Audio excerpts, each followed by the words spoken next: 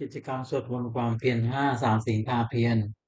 ครั้งที่27วันที่27พฤษภาคมพุทธศักราช2569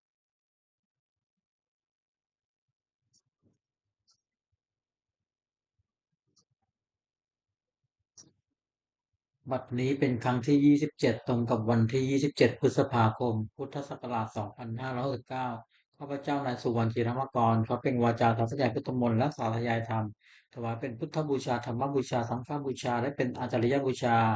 แด่องค์หลวงปู่ทวดและหลวงปู่ศิลาขอเทพเทวดาเจ้าทั้งหลายโปรดจงมาอนุโมทนาในการสวดสาธยายของข้าพเจ้านี้ขออนุภาพคุณพระรัตนตรัยครูบาอาจารย์และเทพเทวดาทั้งหลายโปรดจงบันดาลให้จิตของข้าพเจ้าเป็นสมาธิอันควรแก่การสวดสาธยายมนต์ต่อไป อะระหังสัมมาสัมพุทโธภะคะวาพุทธังภะคะวันตังอภิวาเทมิสวากขาโตภะคะวตาธัมโมธัมมังนัมสสามิสุปฏิปันโนภะคะวะโตสาวกสังโฆสังฆังนัมมามิ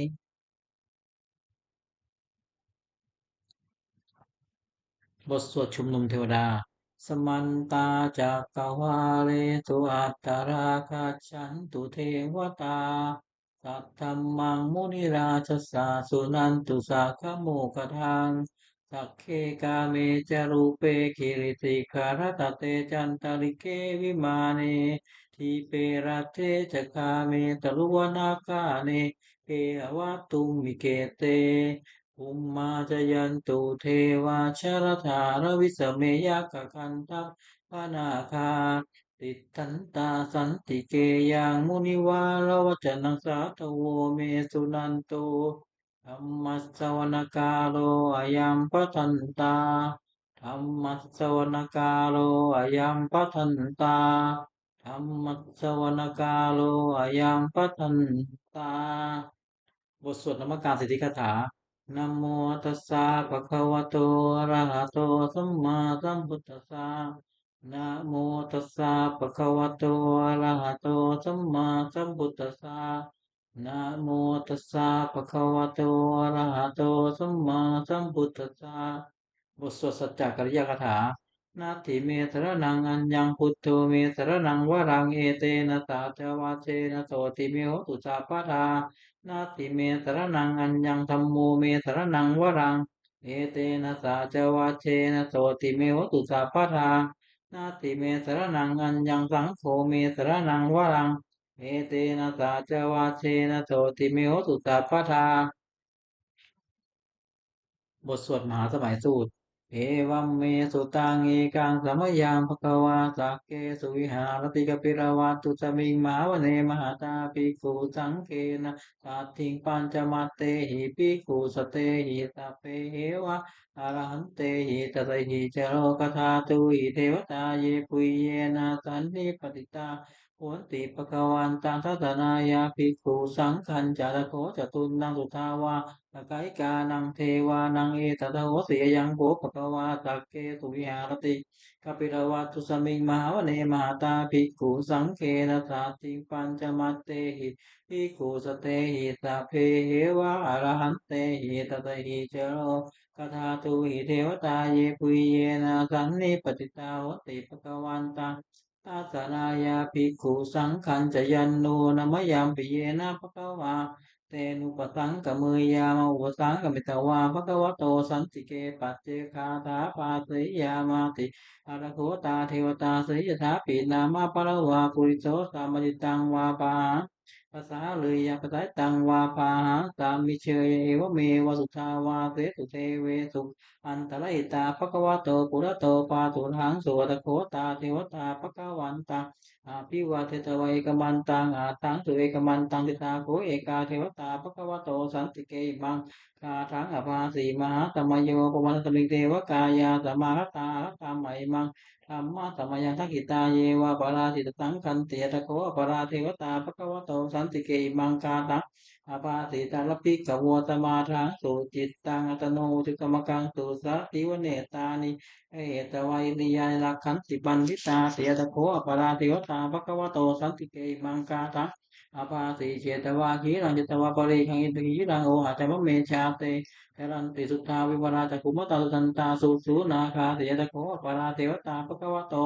สันติเกมังคาจังอภาสิเยเกติพุทธังสรณังคตาเตนะเตกมิสันติอภายภูมิปหายามนุสังเทยังเทวกายังปริภูเรสันติเตตะโคภควาภิกขุอามันเตสิเยปุยเยนะภิกขเวทัสสุโลกธาตุสุเทวตาตันนิปติตาหติ ตถาคตังทัศนายาภิกขุสังกัจเยปิเตปิกขเวสุขติสมัจจานังอรันโตสัมมาสัมพุทธาเตสังปิปะกวันตานังเอตปะระมาเยวเทวตาสันนิปติตาอเหตุงเสยถาปิไมหังเอตริเยปิเตปิกขเวภวิสันเตนากตมัจจานังอรันโตสัมมาสัมพุทธาเตสังปิปะกวันตานังเอตปะระมาเยวเทวตาสันนิปติตาภวิสันติเสยถาปิไมหังเอตริอาจิกิตสามิปิกขเวเทวกายานัง นามานิกิตยิสามิภิกขเวเทวกายานังนามานิเทติสามิภิกขเวเทวกายานังนามานิตังสุนาถาสาธุกามนสิกโรธาปาติสามิเตวัมบันเตติโคเตปิคูปวัตโตปัจจโสสุมภควาเอตตะโวจติโรกมนุตกัสสามียถาภูมิมานัตติตายติตากิริขัปปะรังไปตัตตาธรรมตาภูทุติหาวสันลีนาโลมังสาพิตัมปุโนโอทาธรรมสาตุทาอุปสันนมนาเวลาภุโยปัญจเตจตวาวะเนกะปิรวัตเว अथवा मंतरी सत्ता तव के ततरेण ते देव काया पिकंता ते विशान तपिक कवते च तापम करुत तुवा भूत तत नंग ते तत् पादु लोया नम चा तनंग अपे के तत मत कु ताहतांग अथा सतरि तंगे के तत नंग उसार मस्तु अपे के तत मत कु तत पावता उतंच तपांग पिंजय वव किरत चकुमार तो मंतरी सत्ता तव के ततरेण ते देव काया पिकंता ते विशान तपिक कवो ये वां कित जिता मिखिराई อนุปุโพโสสัตตะสัตตาวายคะภูมาคาปิรวัตไว้ที่มันตุจุติมันโตวันวันตุยะติมุนมานาอภิกามุภิกขุนาลมิติมังจาตตายวัตายคะนานาตวันนี้โนอิทิมันตุจุติมันโตวันวันตุยะติมุนมานาอภิกามุภิกขุนาลมิติมังตาตาหิราติตตายคะนานาตวันนี้โนอิทิมันตุจุติมันโตวันวันตุยะติมุนมานาอภิกามุภิกขุนาลมิติมังอิเจเตโสระสัตตายคะนานาตวันนี้โนอิทิมันตุจุติมันโตวันวันตุยะติมุนมานา Avikam bhikkhuna namitimnang ved samitam payasayaka nanatavanino itimanto chutimanto vanumanto yasarinomna mana avikam bhikkhuna namitimnang kumiro nasakiko ve pusasani vedanang puyo nang sata satang yakhanam piyo parati kumiro nasakiko sopaka sambitimnang puliman jatisang vacha sata ratho pasarati kantappanang adipati Maharaja yatajo kota pita sapa avone nama maharaja manto chutimanto vanumanto yasarinomna mana avikam bhikkhuna namitimnang ถ้าขีตันจะสิตังราชาวงศ์ตัปปัสสะติกุมมันนานังอธิปติมหาราชาตรุปุตตาปิตตาพระวงศ์กินนนามาหมาพระไรที่มันตุสุติมันโตวันนุมันตยาตินุมันมานาภิกามุภิกขุนามิติมังปัจฉิมันจะสิตังราชาวิรูปักโขปัสสะตินาคานังอธิปติมหาราชาตรุปุตตาปิตตาพระวงศ์กินนนามาหมาพระไรที่มันตุสุติมันโตวันนุมันตยาตินุมันมานาอภิกามุภิกขุนามิติมังอุตรันตติสังราชาคูโรตัปปัสสะติยักขานังอธิปติ Maharaja Satito, Butta Pita Stapa, Voidan Amama, Paradi Manto Chiti Manto, one of the Romana, Pikamu Pikuna, Miduna, Puri Mati Santa, Talaktora, Kirina Munuko Pachimena, Vidu Pako, Kuro, Transitan, Chataro, Te Maharaja, the Mantata Rosata, Talamana, Tansuka, Pirubataway, เตตังมายาโรธาตาอากูวันเจนิกาตถา มายากุเตนทุเวเตนทุวิภูจวิภูโตสาจตโนกามเสโทสกินทุมันทุนิมันทุจิปนาโชโอปัญโยจเทวทุโตจะมาตริจิตตเตโนจกันตะโพนะโอราชาชโตตะโพอากูปัญจติโกเจวะติมโรตุสาเอเตจันเจราชาโนกัสภาสานุวิมุนมานาภิกขามุภิกขุนาลัมปิมังอาถาคูนาปตานาคาเวตาราตาตาตัจจกากัมภารัตราภูปายากาตายติพิยามุนาทัตตารัตถะจากูนาคายตติโนเอราวันโน Hana koso bangsa tamitim nangyay nakara te tataran te dipadi japaki visu caku we haya ta te wana tapata citta supana te te namang te namang apa yang tana kara cana mate supana toke muka te kutto sana hi wacai upayan tana katu benar sama kantu kucang kita usi te na semutang asura kita pasuro wata wate te itu mantu jata tino kala kaca maafin ma asura tanu kata we pacit te suci cepana atau tamu ci sapatan cakulit kita nang สัพเพเวโรจนามการสันในจวาปริเตนังลาหูพัตุมะปากมุสามโยธานิอัตถันเตปิกขุนังสมิตินังอาปุจเทวาปริเวเตโชวายโยตถาคมุวรุณาเทวาโสโมจายตตาสหาเมตตกรุณากายิกาภูเทวาสติโนตัสเตเตนะตากายังสัพเพนานังตวันนิโนยิมันโตชุติมันโตวันวันโตยตติโนมนุมานา อภิกามุงภิกขุนังสมิตินังเวนตุสเทวาสารีจัตมากูเวมาจันตสุปริสาเทวาจันตมากูภุรกิตาสุสุปริสาเทวาสุเรมากูภุรกิตานักขัตตานิภุรกิวากูมันทวรากาวสุนาวัตโตเสตสักโกปะคะปุรินโตสัตเทเรตถากายาตเปนานัตตวันนิโนอิทิมันโตจุติมันโตวันวันโตจะสัตติโนมนุมานาภิกามุงภิกขุนังสมิตินังอัฏฐากูตาภูเทวาจันมกิติกาเรวะอริตกาเจโรจาเจอุมาปุปปะนิพพาติโนวรุณาสาธรรมาจะอจุตตาตเนชกาตุเลยะราคูอาคู วาตวันนิติโนทัสเสเตตุก็ตถากายาสัพเพนานันตวันนิโนอิทิมันโตชุติมันโตวานวัตตะติโนมนุมานาอภิกามุปิกูนังสมิตินังสมานามาสมานามนุสามนุสุตมาจิตตาปตุติกาอาคูอาคูมโนปตุติกาอาคูวารโยเทวาเยจโรหิตวัตโนปะละกามหาปะละกาอาคูเทวาตติโนทัสเสเตตากายาสัพเพนานันตวันนิโนอิทิมันโตชุติมันโตวานวัตตะติโนมนุมานาอภิกามุปิกูนังสมิตินังสุขากรุมาลุนาคูเวกัสสะหาโอทันตกายหาปามุกะ อาภูเทวาวิจักขณาตตามัตตาหะกจามิตกาสติโนทันยังอาคาบุญโนโยติสาวิวัตติทัสเสติตากายาตัพเพนานาตวันโนยิมันโตชุติมันโตวันมันโตวันวันโตยสติโนนมานาภิกามุวิกุนังลมิติมุนังเขมิยาดุจายามาปตกายาสติโนสัมพิติกาลามเสตาโชตินามาจตวานิมมานิตโนอาคูทาคูปริมิตาสัตเตเตตากายาตัพเพนานาตวันโนยิมันโตชุติมันโตวันวันโตยสติโนนมานาอภิกามุวิกุนังลมิติมุนัง สัพเพเทนุกายาสัพเพนานาตมัยโนนามันวะเยนะอาคันชุงเยจันเยตะสหาปูริตาติมักขีรังโอปตินมนาตวังตะเกโมคะลังนาคังจันทังวาริตาติตังสุขมาบรมโตจัปปุตตายิมโตสาสันนังมาโรติโสจโสปะกะกันติงนังนาตพัมมโรกานามัปมาปิติตติอุปปันโนชิติมันโตวิมากายโยตัสเสโอทัสเสตาอิสราคูปัจเจกตวัติโนเอตัญจมัสสโตอาคาริโตปาริวาโตปาริวาริโตเตจัสสเพพิกันเตสินเตเทเวตปัมเกมานะเตนาภิกขามิ Matakan utama yang ita kana ta pana tala gena kana matu sama kami dua le tama wo mun titu tinang iti tatama te no kana te nang apa te pani na tala mahacha sarang katawan pera ya ta ko ko me ko ne to ko ta tha so pa ta wa te ta ko ya mo te tan cha ta pang pinya ya เพราะว่ากิจนั้นจะอุมาโตมันตยิสัทธาเขาเกสัตตเนเตมาเตนาภิกันตาเตวิชานาสัพพิกโวเตจาตัปปะมะกรุตวะสุตวะปุตตะสัตตนาวิตราเกหิอักกามุงเนตังโลมังปีนยุสัพเพวิจิตตังคามาพยาติตายาตติโนโมทัตติตมุเตหิตาวกาเตชะเนสุตาติบทสวดบูชาหลวงพ่อทวดนะโมโพธิโตคันติมายะติภควานะโมโพธิโตคันติมายะติภควานะโมโพธิโตคันติมายะติภควา นวโกวาทฉบับประชาชนสมเด็จพระมหาสมณเจ้ากรมพระยาวชิรยานวโรรสธรรมวิภาคทุกกะคือหมวดสองทำมีอุปการะมากสองอย่างหนึ่งสติความรู้ได้สองปัญญาความรู้ตัวทำเป็นโรคกบาลยุคผู้คุ้มของโรคสองอย่างหนึ่งฮิริความละอายแก่ใจสองวัตตปาความเกรงกลัว ทำมันทำให้งามสามอย่างหนึ่งขันติความอดทนสองสรจาความเสงี่ยมบุคคลหาได้ยากสองอย่างหนึ่งบุปการีบุคคลผู้ทำอุปการะก่อนสองกตัญญูกตเวทีบุคคลผู้รู้อุปการะที่ท่านทำแล้วและตอบแทนติกะคือหมวดสามรัตนะสามอย่างพระพุทธหนึ่งพระธรรมหนึ่งพระสงฆ์หนึ่งท่านผู้สอนให้ประชุมชนประพฤติชอบด้วยกายวาจาใจตามพระธรรมวินัยที่ท่านเรียกว่าพระพุทธศาสนาชื่อพระพุทธเจ้าสองพระธรรมวินัยเป็นคำสั่งสอนของท่านชื่อพระธรรมสาม หมู่ชนที่ฟังคำสั่งสอนของท่านและปฏิบัติชอบตามพระธรรมวินัยชื่อพระสงฆ์คุณของรัตนสามอย่างพระเจ้ารู้ดีรู้ชอบด้วยพระองค์เองก่อนแล้วสอนให้ผู้อื่นรู้ตามด้วยธรรมพระธรรมย่อมรักษาผู้ปฏิบัติไม่ให้ตกไปในทางที่ชื่อว่าพระสงฆ์ปฏิบัติชอบตามคำสั่งสอนของพระพุทธเจ้าแล้วสอนผู้อื่นให้กระทำตามด้วยอาการที่พระเจ้าทรงสั่งสอนสามอย่างหนึ่งทรงสั่งสอนเพื่อจะให้ผู้ฟังรู้เห็น รู้ยิ่งเห็นจริงในธรรมที่คนรู้ควรเห็นสองทรงสั่งสอนที่สอนมีเหตุที่ผู้ฟังอาจตองตามให้เห็นจริงได้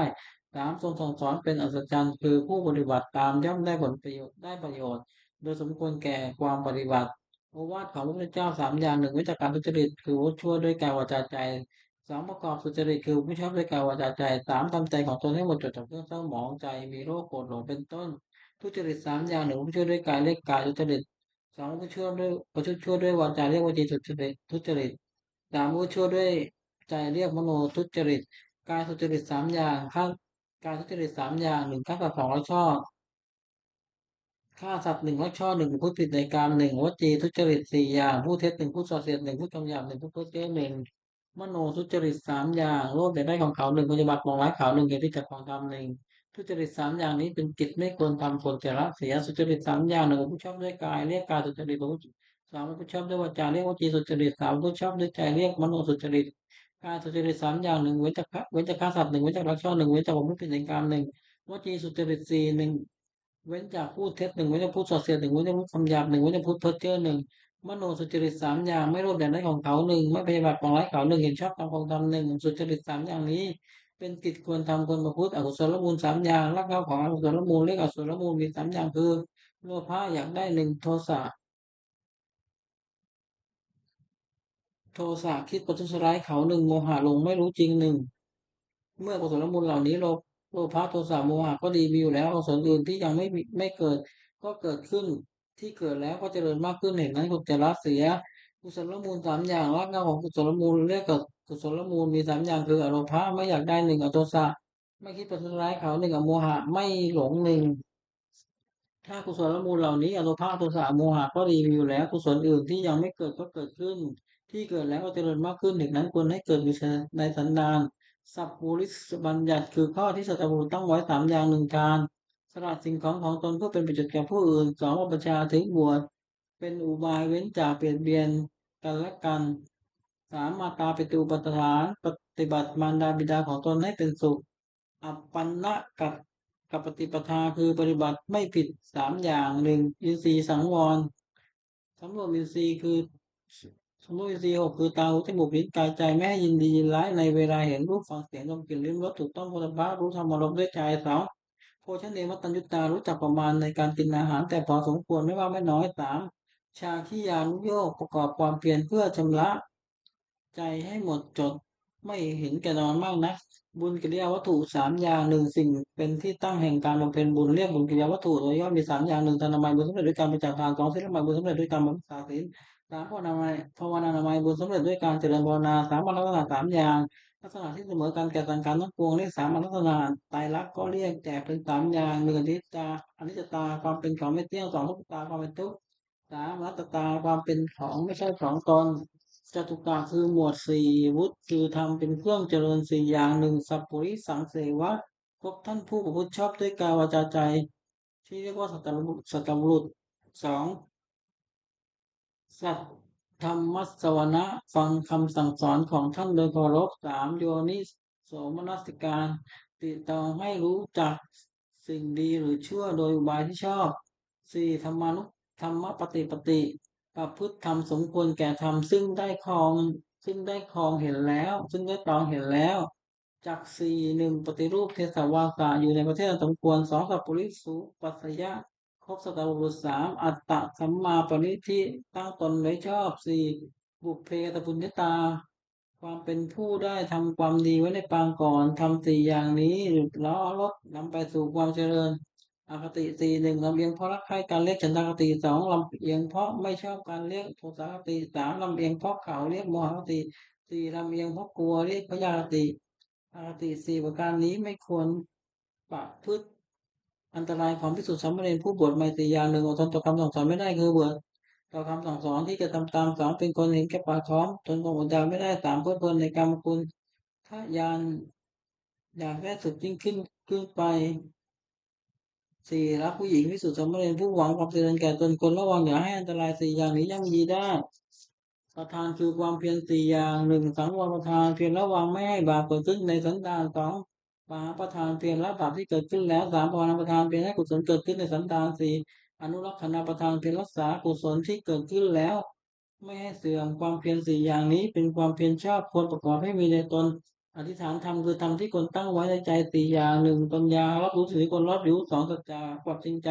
คือประพฤติดีสิ่งใดก็ให้ได้จริงสามจาค่าสละสิ่งของที่เป็นค่าศึกแก่ความจริงสี่อุปสมะสงบใจจากสิ่งที่เป็นค่าศึกแก่ความสงบ อิทธิบาทคือคุณเครื่องให้สำเร็จความประสงค์สี่อย่างหนึ่งฉันทะพอใจรักใคร่สิ่งนั้นสามสองวิริยะเพียรประกอบสิ่งนั้นสี่สามจิตตะเอาใจฝักใฝ่ในสิ่งนั้นวิวังระสี่วิวังสามันติตรองพิจารณาเหตุผลในสิ่งนั้นคุณสี่อย่างนี้มีบริบูรณ์แล้วอาจชักนำบุคคลให้ถึงสิ่งที่ต้องประสงค์ซึ่งไม่เหลือวิสัยควรทำความไม่ประมาทในสี่สถานหนึ่งในการละกายทุจริตประพฤติกายสุจริตสองในการละวจีทุจริตประพฤติวจีสุจริต สามการละมโนทุจริตประพฤติมโนสุจริตสี่ในการละความในการละความเห็นผิด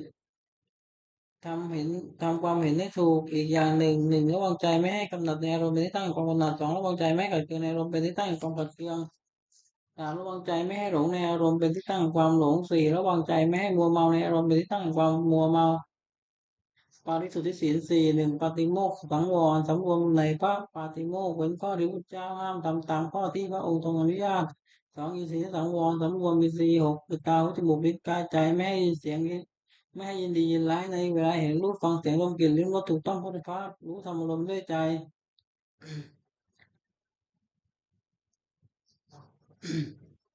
อาชีวะบริสุทธิเลี้ยงชีวิตโดยชอบโดยทางที่ชอบไม่หลอกลวงเขาเลี้ยงชีวิต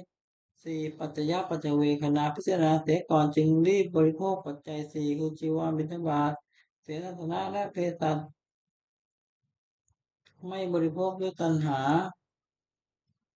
อารักขกรรมฐานสี่หนึ่งพุทธานุสติระลึกถึงพระพุทธเจ้าที่มีในพระองค์และทรงเกื้อกูลผู้อื่นสองเมตตาแผ่ไมตรี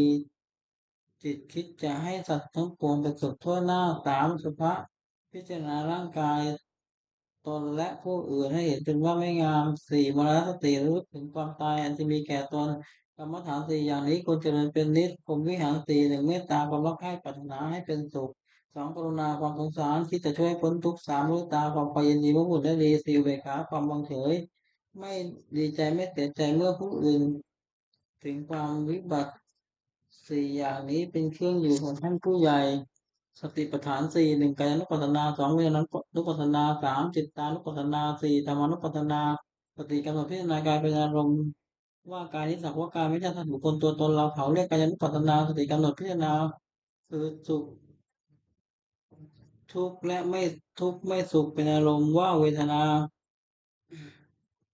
นี้ก็สักว่าเวทนาไม่ใช่สัตว์บุคคลตัวตนเราเขาเรียกเวทนานุปัสสนาสติกำหนดพิจารณาใจเศร้าหมองหรือผ่องแผ้วเป็นอารมณ์ในใจคิดว่า ใจนี้สักว่าใจไม่ใช่สัตว์บุคคลตัวตนเราเขาเรียกจิตตานุปัสสนาสติกำหนดพิจารณาธรรมที่เป็นกุศลหรืออกุศลที่บังเกิดกับใจเป็นอารมณ์ว่าธรรมนี้ก็สักก็ธรรมไม่ใช่สัตว์บุคคลตัวตนเราเขาเรียกธรรมานุปัสสนาธาตุกรรมฐานสี่ธาตุสี่คือธาตุดินเรียกปฐวีธาตุธาตุน้ำเรียกอาโปธาตุธาตุไฟเรียกเตโชธาตุธาตุลมเรียกวายุธาตุธาตุในเมตตาเข้มแข็งธาตุนั้นเป็น ปฐวีธาตุปฐวีธาตุนั้นที่เป็นภายในคือผมขนเล็บฟันหนังเนื้อเอ็นกระดูกเยื่อในกระดูกม้ามหัวใจตับพังผืดไตปอดไส้ใหญ่ไส้น้อยอาหารใหม่อาหารเก่าธาตุอันนี้หนาเอิบอาบธาตุนั้นเป็นอะโปธาตุอะโปธาตุนั้นที่เรียกเป็นภายในคือดีเศษน้ำเลือดเหงื่อน้ำมันดีเหงื่อมันข้นน้ำตาเปลวมันน้ำลายน้ำมูกไขข้อมูด ธาตุอเมสร้อนธาตุนั้นเป็นเตโชธาตุเตโชธาตุนั้นที่เป็นภายในคือไฟยังกายให้อบอุ่นไฟที่ยังกายให้ทรุดโทรมไฟที่ยังกายให้กระวนกระวายไฟที่เผาอาหารให้ย่อยถ้าในเวลาพัดไปพัดมาเท่านั้นเป็นวายุธาตุวายุธาตุนั้นเป็นที่เป็นภายในคือ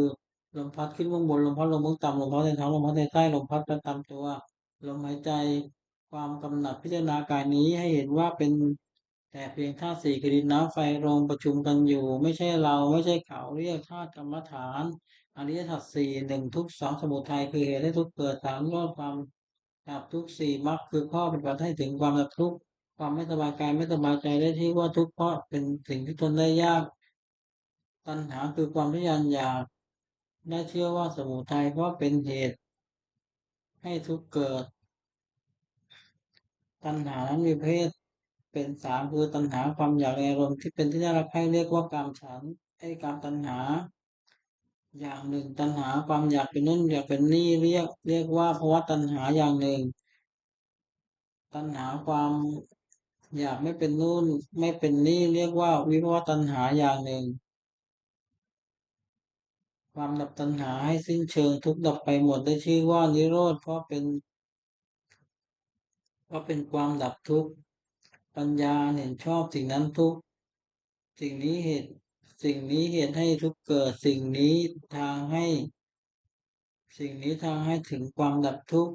ได้ชื่อว่ามรรคเพราะเป็นข้อปฏิบัติให้ถึงความดับทุกข์มรรคนั้นมีองค์8 ประการคือปัญญาเห็นชอบหนึ่งดำริชอบหนึ่งเจรจาชอบหนึ่งทำการงานชอบหนึ่งในชีวิตชอบหนึ่งทำความเป็นชอบหนึ่งตั้งสติชอบหนึ่งตั้งใจชอบหนึ่งปัญจกะคือหมวดห้าอนันตริยกรรมห้า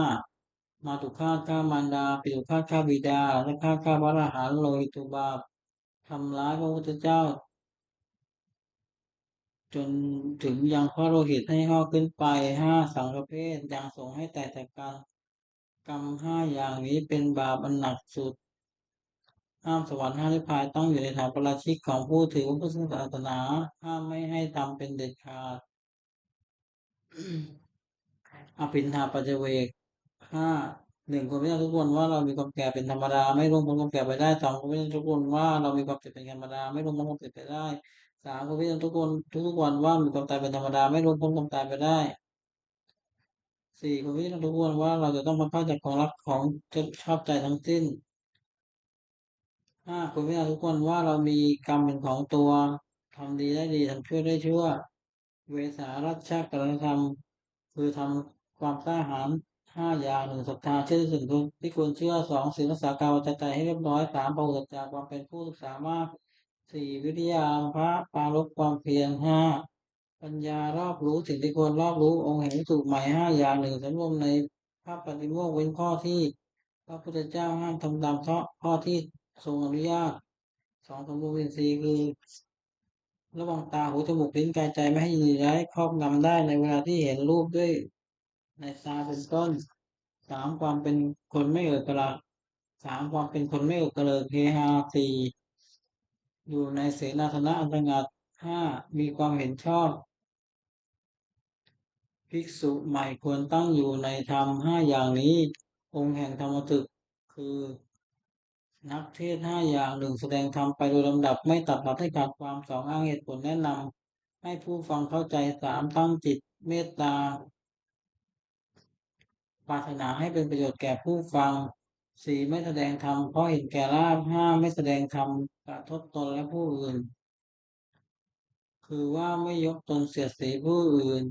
ภิกษุผู้ใดได้ธรรมถึกพึงตั้งองค์ห้าอย่างนี้ไว้แล้วในตนหนึ่งธรรมะสวนานิสงส์คืออานิสงส์แห่งการฟังธรรมห้าอย่างหนึ่งผู้ฟังธรรมย่อมได้ได้ฟังสิ่งที่ยังไม่เคยฟังสองสิ่งใดได้เคยฟังแล้วแต่ยังไม่เข้าใจชัด ย่อมเข้าใจในสิ่งนั้นชัดสามบรรเทาความสงสัยเสียได้สี่ทำความเห็นให้ถูกต้องได้ห้าจิตของผู้ฟังย่อมผ่องใสพระคือทำเป็นกำลังห้าอย่างหนึ่งศรัทธาความเชื่อสองวิริยะความเพียรสามสติความรู้ได้สี่สมาธิความตั้งใจมั่นห้าปัญญาความรอบรู้เป็นสี่ห้าก็เรียกเพราะเป็นใหญ่ในกิจของตนนิวรณ์ห้าทำอันกั้นจิตไม่ให้บรรลุความดีเรียกว่านิวรณ์มีห้าอย่างหนึ่งพอใจรักใคร่ในอารมณ์ที่เป็นชอบใจพอใจรักใครในรักใคร่ในอารมณ์ที่ชอบใจมีรูปเป็นต้นเรียกกามฉันท์สองปองร้ายผู้อื่นเรียกพยาบาทสามความที่จิตใจหดหู่และเคลิ้มเคลิ้มเลือกศีลธาตุสี่ฟุ้งซ่านรำคาญเรียกอุทธั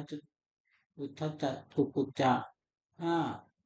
ลังเลไม่ตกลงได้เรียกว่าวิจิกิจฉาขันธ์ห้ากายกับใจนี้แบ่งออกเป็นห้ากองเรียกขันธ์ห้า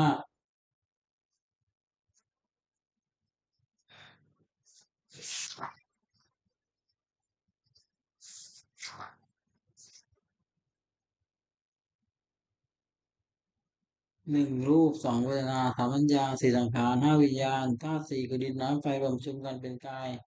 นี้เรียกว่ารูปความรู้สึกอารมณ์ว่าเป็นสุขหรือสบายกายสบายใจหรือเป็นทุกข์คือไม่สบายกายไม่สบายใจหรือเฉยๆคือไม่สุขไม่ทุกข์เรียกเวทนาความจำได้หมายรู้คือจำรูปเสียงกลิ่นรสผลิตภัณฑ์อารมณ์ที่เกิดกับใจได้เรียกว่าสัญญา เจตสิกธรรมคือ